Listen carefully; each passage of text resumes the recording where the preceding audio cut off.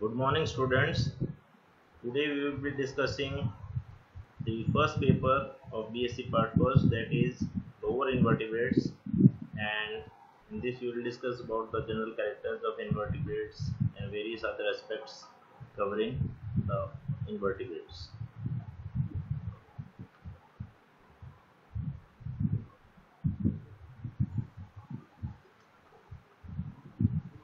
What are invertebrates? The various phylum included in the invertebrate and the diversity of invertebrates. These will be discussed in the present lecture. What are invertebrate animals? The animals in which vertebral column is absent, or we can say the backbone is absent in these animals. Invertebrates includes 96% of all animals found, and they constitute the various types of animals such as worms, butterflies, sponges, corals, snails, crabs and starfishes, etc. The life of invertebrates is as fascinating, revealing and complicated a subject as that of vertebrates. Without a careful and thorough study of the invertebrates, it is hardly possible to peep into the secrets of life of animals on the whole. The organisms of invertebrates are included in various phylum. Total 34 invertebrate phyla have been discussed, of which 9 are major phyla and 25 are minor phyla. Now the question arises, which phyla are included in the major phyla? Major phyla contain a large number of species grouped in one or more classes. They form a major component of ecological communities. There are 9 major phyla, which are Protozoa, Porifera, Coelenterata, Platyhelminthes, Nematoda, Annelida, Arthropoda, Mollusca and Echinodermata. Other is the minor phyla. 25 minor phyla have been discussed in total, and there are some peculiar animals which constitute and represent the few species. Their participation in ecological communities is very limited. A brief account of different minor phyla are Mesozoa, Ctenophora, Rhynchocoela, Entoprocta, Rotifera, Gastrotricha, Cynorhyncha, Gordiaceae, Phoronida, Bryozoa, Brachiopoda, Priapuliida, Siponculida, Acaurida, Tardigrada, Onchophora, Pentasomida, Ketognatha, Gonophora, etc. There is a great diversity of invertebrates on the basis of numerical strength, on the basis of their size, on the basis of their shape, on the basis of symmetry, which we have already discussed, on the basis of habits and habitat ecology, on the basis of grades of organization, on the basis of types of coelom, on the basis of diversified respiratory surfaces, on the basis of diversified excretory mechanisms found in the invertebrates. Now we will discuss one by one. First, the numerical strength of invertebrates. Invertebrates constitute 96% of the total animals found. Total number is 1.2 million species, and Arthropoda, which is the largest phylum, constitutes 1 million species. Insecta alone includes 9 lakh species, whereas Mollusca constitutes 45,000 species, Protozoans constitute 50,000 species, sponges 5,000 species, coelentrates 11,000 species, nematodes 12,000 species, annelids 8,700 species, and echinoderms 6,000 species.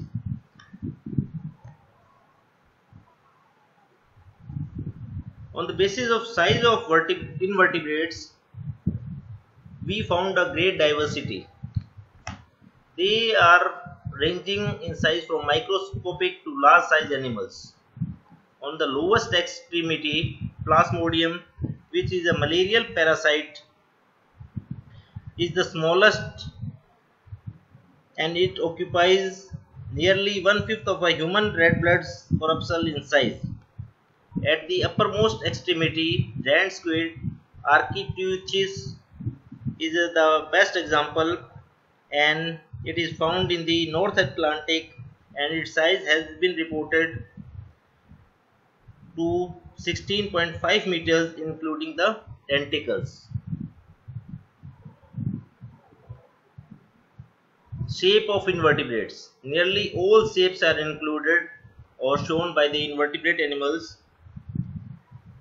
The irregular, ever-changing body shape of amoeba, plant-like appearance of many sponges and coelacanths, leaf-like and ribbon-shaped platforms, elongated and vermiform annelids, nematines and nematodes, star-shaped starfishes, etc. display the spectra of various body shapes exhibited by the invertebrates. On the basis of symmetry, in the earlier lecture I have already discussed, but again to revise and rebrush your knowledge, again we are taking it. On the basis of symmetry, the various animals shows different types of symmetry, that is asymmetrical, radial symmetry, biradial symmetry, bilateral. If we define symmetry, symmetry is the balanced distribution of duplicate body parts or shapes within the body of an organism. It refers to the division of body into equal parts by lines or planes. Asymmetrical symmetry. Amoeba and most of the sponges are asymmetrical, that is, any plane that passes through the center does not divide them into equal halves. Another is the radial symmetry. When any plane passing through the central axis of the body divides the organism into two identical halves, it is known as radial symmetry. Radial symmetry is shown by coelacanths and adult echinodermids. Third type of symmetry, that is biradial, which is a combination of two words, bi and radial. That means both types of symmetry, that is bilateral as well as radial symmetry, is shown in this type of organisms. Example, Ctenophora.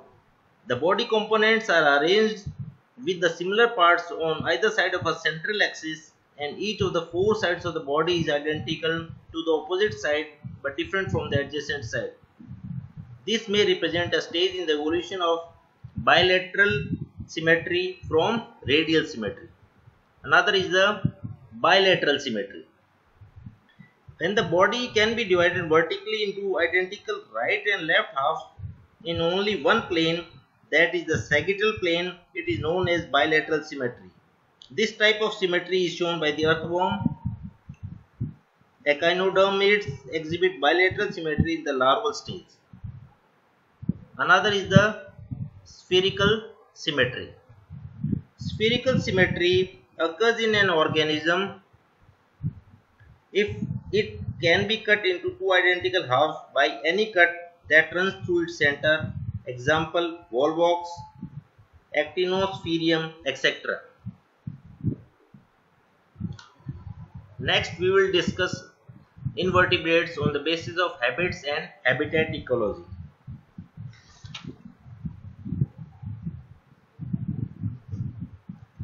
Great variety of habitats is exhibited by the invertebrate animals, that is, they are found in the sea, freshwater, in air, land, snow-covered mountains to deserts. If we discuss more, changes in the morphology and function have enabled these animals to live in different kinds of habitats. The invertebrates occupy a great variety, as already discussed, and have adapted themselves to different modes of life. Sponges and coelacanths are aquatic animals chiefly marine, but helminthes again exhibit all forms of life. Annelids occur in different habitats and some are sanguivorous in habit. The most diverse and biologically successful among all animals are the arthropods. They live in all sorts of habitats and consume the largest amount and variety of foods, and the insects are the only invertebrates capable of flight. That is the important aspect of invertebrates. Mollusks are mostly marine, but snails and clams live in fresh water, while some species of snails and slugs are terrestrial, while echinoderms are exclusively marine. Next is the grade of organizations found in the invertebrates. The various grades, as we have already discussed, but again I am for the revision purpose taking it. First is the protoplasmic grade of body organization, second is the cellular grade of body organization, another is the tissue grade of body organization, organ grade and organ system grade. Protoplasmic grade of body organization is found in protozoa, as all activities at this level are confined within the limits of a single plasma membrane, plasma lemma. If we take cellular grade of body organization, which is the characteristics of sponges, tissue grade of body organization, which is seen in coelentrates. In these, the cells are not only specialized for different functions, but also certain similar cells together form tissues. Next is the organ grade of body organization, which appears in flatworms with the arrangement of tissues to form organs. Next is the organ system grade, where organs join together in a system to perform some function, is typical of all higher invertebrate forms. Next is on the basis of types of coelom. This has already been discussed in the earlier lecture, and the invertebrates are classified on the various, that is the acoelomates, pseudocoelomates and true coelomates. Acoelomate, which means the coelom is absent. Pseudocoelomates, pseudo means false and coelom means cavity, eta means present. In this false type of body cavity is found, that means coelom is there but it is not found by the splitting of mesoderm. Next is the true coelomates. In this the coelom is found by the splitting of mesoderm, and the organisms are termed as true coelomates or eucoelomates. Next is diversified respiratory surfaces. In this we will discuss the various respiratory surfaces found in the invertebrates,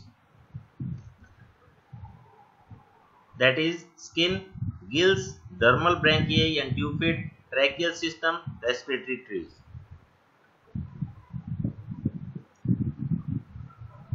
If we discuss more about the respiratory surface, we can say protozoans, sponges, coelentrates and many worms have a direct diffusion of gases between the organisms and the environment. In most annelids, the exchange of gases is through the moist skin. Gills are common in most higher invertebrates, whereas echinoderms use dermal branchiae and tube feet for the purpose of excretion. In insects, the tracheal system is seen and they are adapted for aerial respiration. In the echinoderms, respiratory trees are acting as respiratory organs. Next is the diversified excretory mechanisms. Various excretory mechanisms shown in invertebrates. Excretion can either be with the help of cell membrane, flame cells, nephridia, Malpighian tubules, amoeboid cells or phagocytes. In protozoa, sponges and coelentrates, excretion is by direct diffusion, that is through the cell membrane. Flatworms possess characteristic frame cells, while annelids and mollusks use nephridia for the purpose of excretion. In the case of insects, Malpighian tubules are seen for the excretion. Echinoderms and some other invertebrates have amoeboid cells or phagocytes for storage and disposal to outside of excretory products. That's all. We have discussed the various points of invertebrates and the various themes along which invertebrates have been classified. In the upcoming lecture we will discuss about the protozoa. Thanks a lot.